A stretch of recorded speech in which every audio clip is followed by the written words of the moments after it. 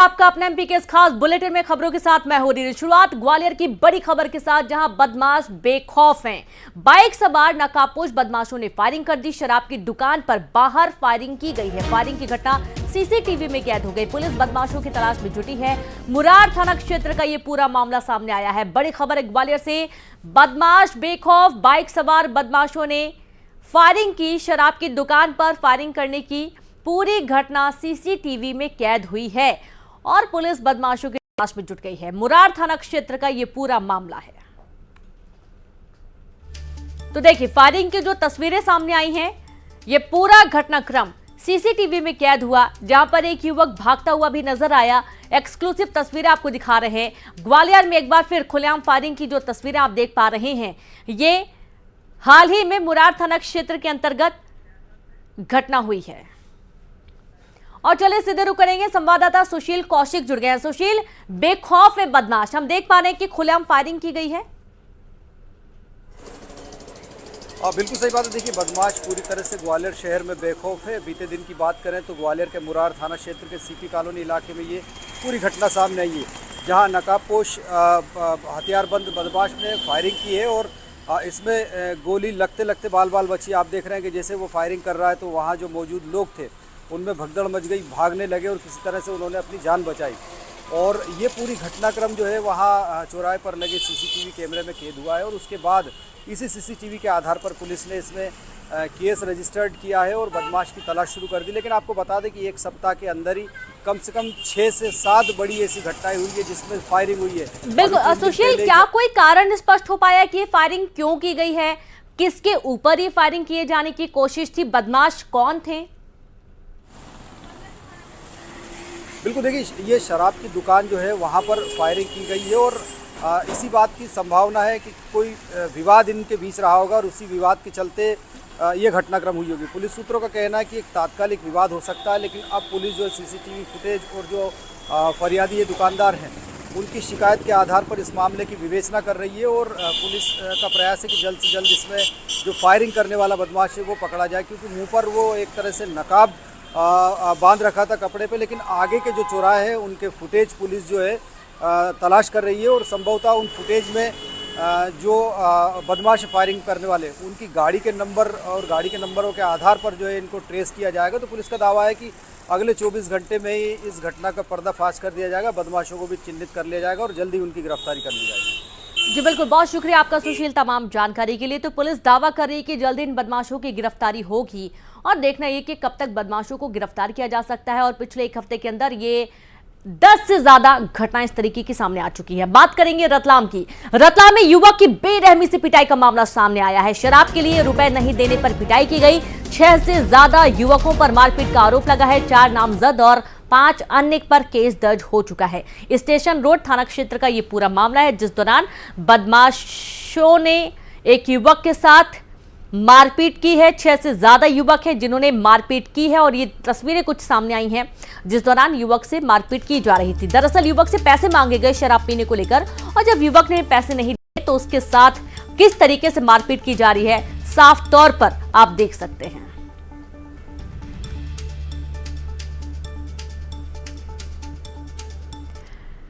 और अब बात इंदौर की। इंदौर में एम्बुलेंस जलकर खाक हो गई। एम्बुलेंस के इंजन में पहले आग लगी थी। दमकल की टीम ने आग पर काबू पा लिया। सुपर स्पेशलिटी अस्पताल का ये पूरा मामला है, जहां पर एक बड़ा हादसा, एम्बुलेंस जलकर खाक हो गई है। एम्बुलेंस के इंजन में आग लगी थी और दमकल की टीम ने हालांकि आग पर काबू पा लिया, लेकिन एम्बुलेंस पूरी तरीके से जल चुकी है। सुपर स्पेशलिटी हॉस्पिटल का ये पूरा मामला सामने आया है।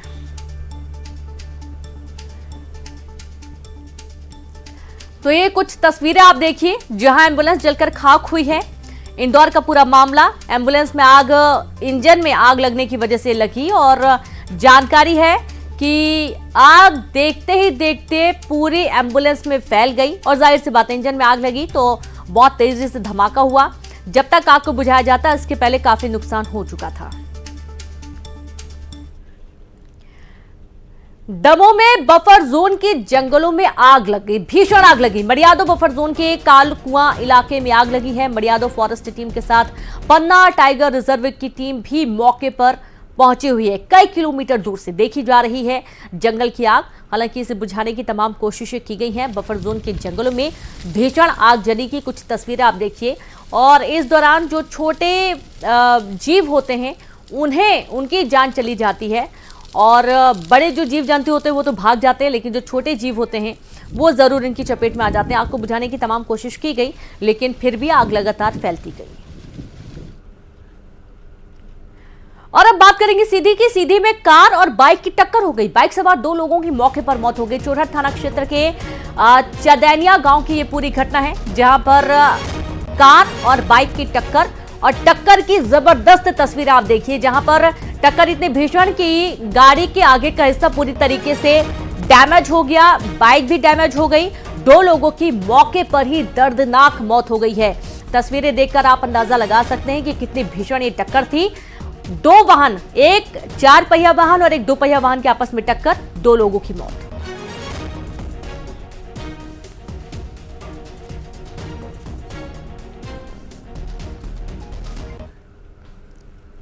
और अब बात करेंगे सीधी में कार और बाइक की टक्कर हो गई। बाइक सवार 2 लोगों की मौके पर मौत हुई। चोरहट थाना क्षेत्र के चदैनिया गांव की ये पूरी घटना सामने आई है, जहां पर आग लगी है।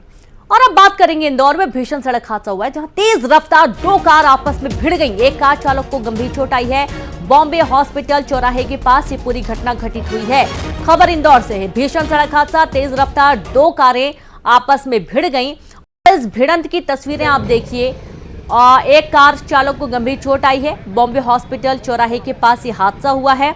इस दौरान काफी जाम की स्थिति भी बन गई, और देखते ही देखते यहां पर लंबा जाम लग गया। गाड़ी की स्थिति देखकर आप अंदाजा लगाएंगे कि कितना भीषण ये पूरा हादसा रहा है। 2 वाहन आपस में भिड़ गए, और टक्कर इतनी जबरदस्त कि गाड़ी के परखच्चे उड़ गए। यहां तक कि जो चक्के हैं वो पूरी तरीके से खुल गए। भीषण सड़क हादसे की तस्वीरें आपके सामने।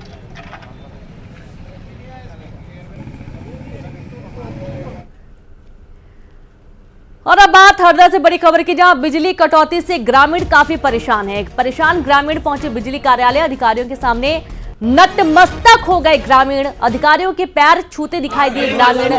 सोशल मीडिया पर वीडियो वायरल हुआ है। कार्यालय में पहुंचे थे 3 गांव के ग्रामीण, और इस दौरान की जो तस्वीर आप देखिए, अधिकारियों के सामने नतमस्तक होते हुए ग्रामीण नजर आ रहे हैं। सोशल मीडिया पर यह वीडियो वायरल हो रहा है।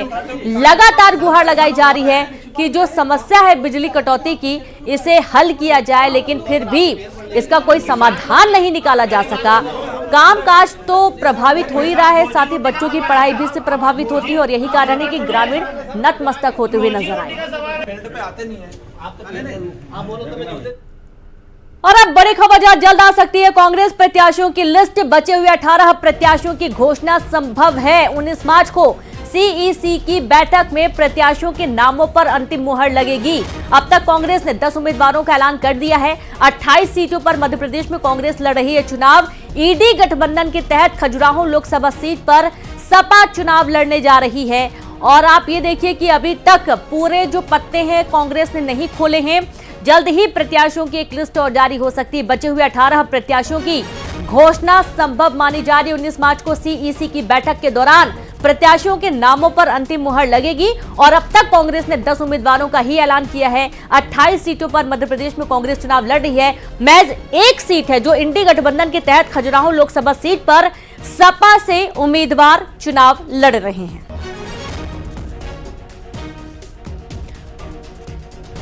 और चलिए सीधे रुक करेंगे दिल्ली से। संवाददाता अशरफ काजमी और वासु चौरे भोपाल से जुड़ गए। तो अशरफ, आपके पास आते हैं। 28 सीटों पर चुनाव लड़ी कांग्रेस, अभी तक महज 10 ही नाम सामने आ चुके हैं। 18 नाम सामने आना बाकी है।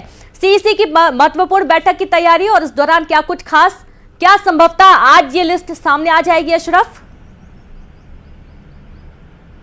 हाँ, नहीं, देखिए, अब सीईसी की जो बैठक होगी उसी में ये नामों पर अंतिम मोहर लगेगी। क्या और देखने वाली बात यह है कि क्या 18 सीटों पे, जो बाकी बची हुई 18 सीटें हैं, कांग्रेस उन सब पर एक साथ ही अपने उम्मीदवारों का घोषणा करती है, या इसमें भी वो चरणबद्ध तरीके से करी? क्योंकि अभी तक जो स्थिति सामने आई है, सिर्फ कांग्रेस ने 10 सीटों पर अपने उम्मीदवारों का ऐलान किया है, जबकि उसके खाते में भी 18 सीटें और बाकी है जहां पर उम्मीदवारों का ऐलान करना है। परसों सुबह में CWC CWC की बैठक होगी, उसमें घोषणा पत्र को लेकर जो प्रस्ताव रखे हैं, जो रखा गया है वो मसौदा, उस पर मोहर लगेगी CWC की बैठक में। और फिर केंद्रीय चुनाव समिति की बैठक होगी, जिसमें मध्य प्रदेश की संभावना व्यक्त की जा रही है कि सभी बाकी जो 18 सीटें हैं उस पर उम्मीदवारों को, जो दावेदारों के नाम इन लोगों ने यहां से एक राज्य की चुनाव, कांग्रेस का कोर ग्रुप है राज्य की स्क्रीनिंग कमेटी, उसने जो भेजे हैं उस पर केंद्रीय चुनाव समिति अपनी मोहर लगा देगी। और उम्मीद यही की जा रही है कि कहीं कोई आपत्ति नहीं होगी,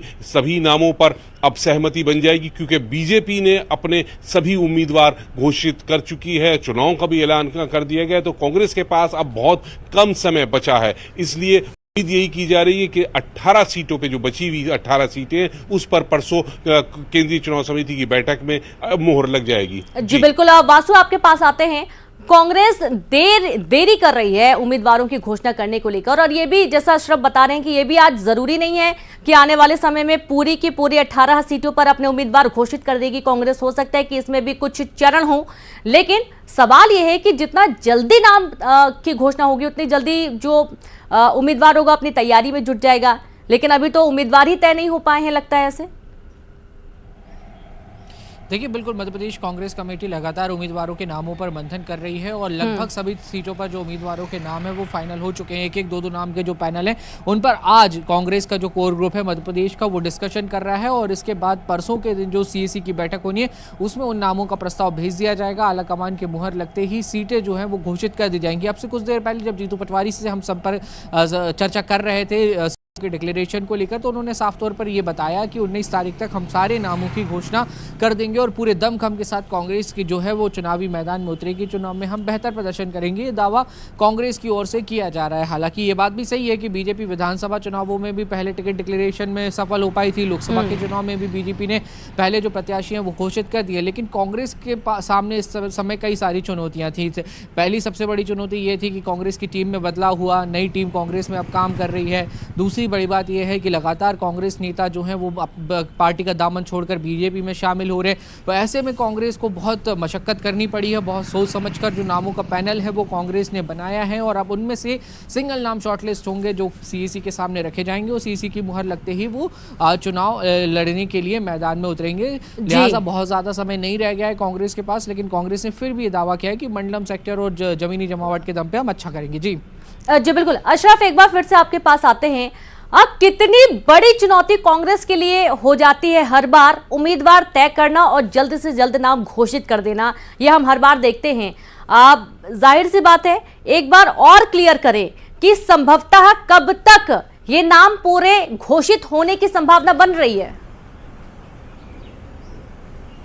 देखिए, परसों जब केंद्रीय चुनाव समिति की बैठक होगी तो उसके बाद ही उम्मीद की जाती है कि केंद्रीय चुनाव समिति की बैठक के बाद सभी उम्मीदवार जो बाकी 18 सीटें हैं उस पर एक साथ मोहर लग जाए, और फिर अगर ऐसा हुआ तो हो सकता है कि शाम तक या देर रात तक या फिर अगले दिन, क्योंकि आप कह नहीं सकते, लेकिन क्योंकि बीजेपी सिर्फ अंदाजा इस बात से लग रहा है क्योंकि बीजेपी ने अपने सभी 29 के 29 उम्मीदवार घोषित कर दिए, तो कांग्रेस के पास अब ज्यादा कुछ सोचने के लिए है नहीं, क्योंकि उनके पास सामने पूरी फील्ड है, उसमें कौन कौन उम्मीदवार उतारा गया है, कैसा उम्मीदवार है, सब उनके सामने है। और सिर्फ उनको अपने उम्मीदवार क्षेत्रीय हो या जातीय समीकरण हो या जो उम्मीदवार खड़ा है वो कितना मजबूत है, उसके सामने हमने कैसा उम्मीदवार खड़ा करना है, तो इन सब सवालों का जवाब उनके पास है, उनको सिर्फ मंथन करना है। और जहां तक स्क्रीनिंग कमेटी की बैठक है तो उसमें ये सब चीजें हो चुकी हैं, अब सिर्फ नाम जो है केंद्रीय चुनाव समिति को अंतिम मोहर लगानी है। और सबसे बड़ा जो इनके ऊपर दबाव आज की डेट में जो बना हुआ है कांग्रेस के ऊपर, ये जो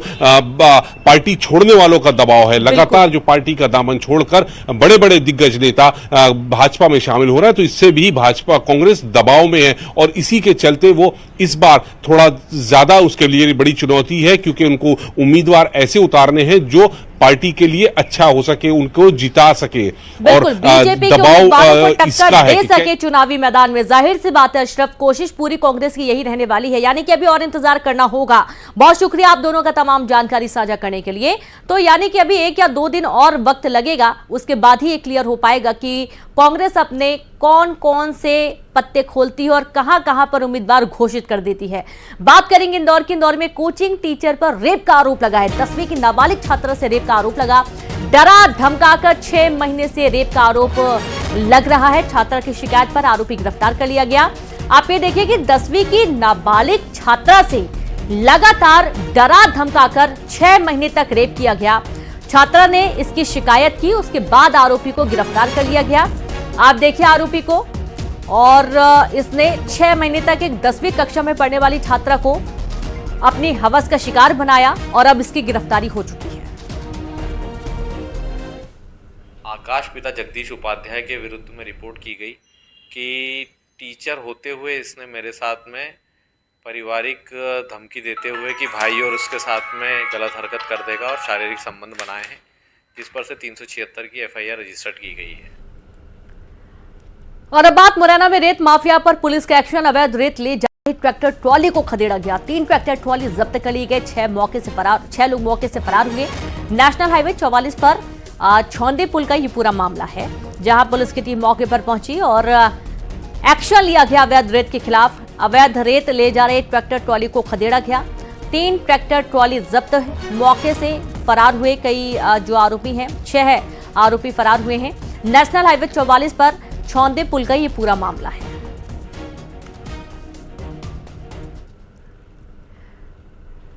वहीं खरगोन में आबकारी विभाग की छापेमारी। आचार संहिता लागू होते ही छापेमारी की लगातार खबरें आ रही हैं। मकान से 24 पेटी अवैध बियर जब्त की गई है। आरोपी मौके से फरार हुआ, तलाश जारी है। अब भुवन तलाई गांव में छापेमारी की कार्रवाई लगातार जारी। और ये देखिए जहां पर बड़ी मात्रा में बियर बरामद की गई है। खरगोन का पूरा मामला है। 24 पेटी मकान से अवैध 24 पेटी अवैध बियर बरामद की गई है। आबकारी विभाग मुस्तैद है, लगातार छापेमारी की कार्रवाई जारी है और अब बड़ी मात्रा में बियर बरामद की गई है।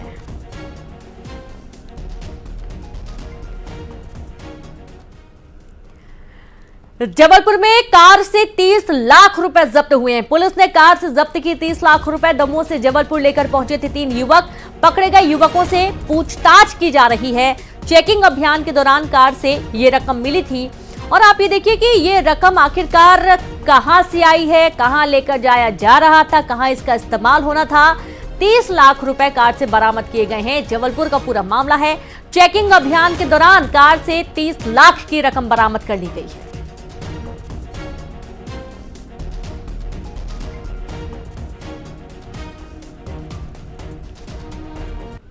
वहीं विदिशा में सिविल लाइन थाना पुलिस ने ब्राउन शुगर के 2 तस्करों को गिरफ्तार किया है। दोनों आरोपी राजस्थान से विदिशा ब्राउन शुगर की डिलीवरी करने आए थे।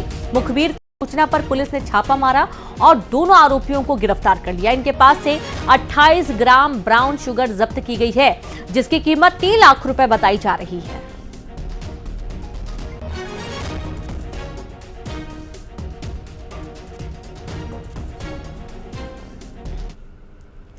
और अब बात इंदौर की। इंदौर में एक महिला की बाल्टी में डूबने से संदिग्ध परिस्थितियों में मौत हो गई। बताया जा रहा है कि महिला को अक्सर चक्कर आते थे और उसका काफी समय से इलाज भी चल रहा था। पुलिस की माने तो नंद विहार में महिला अपने पति के साथ किराए के मकान में रहती थी। घटना के वक्त रोज की तरह उसका पति निजी कंपनी में काम करने गया था और मकान मालिक की पत्नी ने देखा तो वह बाल्टी में गिरी पड़ी हुई थी। तुरंत उसे अस्पताल पहुंचाया गया, लेकिन उसकी मौत हो गई।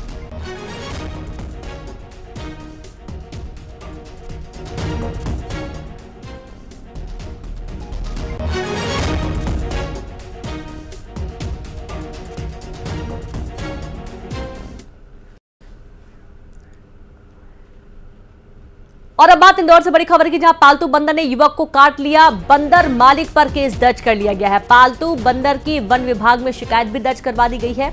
घायल युवक को अस्पताल भर्ती किया गया। वाणगंगा थाना क्षेत्र के भावना नगर का ये पूरा मामला है।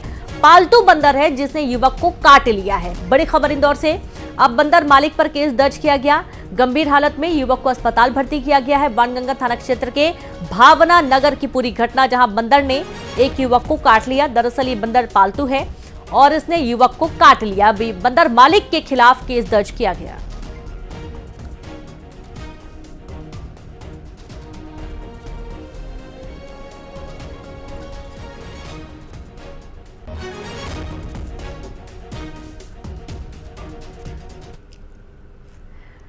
आगरमालवा में यात्री बस पर पथराव की खबर, जहां अज्ञात लोगों ने किया पथराव में 3 यात्री घायल हो गए हैं। एक यात्री झालावाड़ रेफर किया गया है।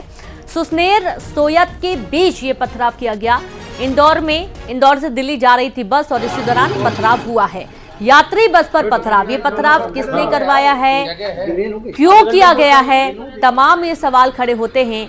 आगरमालवा में यात्री बस पर पथराव की जो कुछ तस्वीरें आप देख पाएंगे, अज्ञात लोगों ने पथराव किया है। 3 यात्री इस दौरान घायल हुए। एक यात्री को गंभीर हालत में झालावाड़ रेफर किया गया है। सुसनेर सोयत के बीच ये पथराव किया गया। इंदौर से दिल्ली ये बस आ रही थी और इसी दौरान पथराव हुआ है। आधे घंटे में पहुंच जाओगे।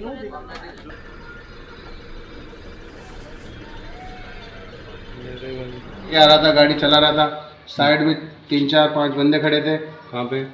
ये अपने सुसनेर पार करके, तो उन्होंने ये भैया भी थे खड़े, मैं गाड़ी चला रहा था, उन्होंने पत्थर फेंके, शीशा गिर के मेरे चोट आ गई, इनके चोट आ गई। विश्व प्रसिद्ध उज्जैन के श्री महाकालेश्वर मंदिर में दर्शन के लिए बिहार के उप मुख्यमंत्री परिवार सहित पहुंचे। विजय कुमार सिन्हा ने तड़के 4 बजे होने वाली भस्म आरती में हिस्सा लिया और इस दौरान वो परिवार समेत नंदी हॉल में बैठे और आरती का दर्शन लाभ किया। भस्म आरती के बाद उन्होंने गर्भगृह के चांदी द्वार से मत्था टेका और आशीर्वाद लिया।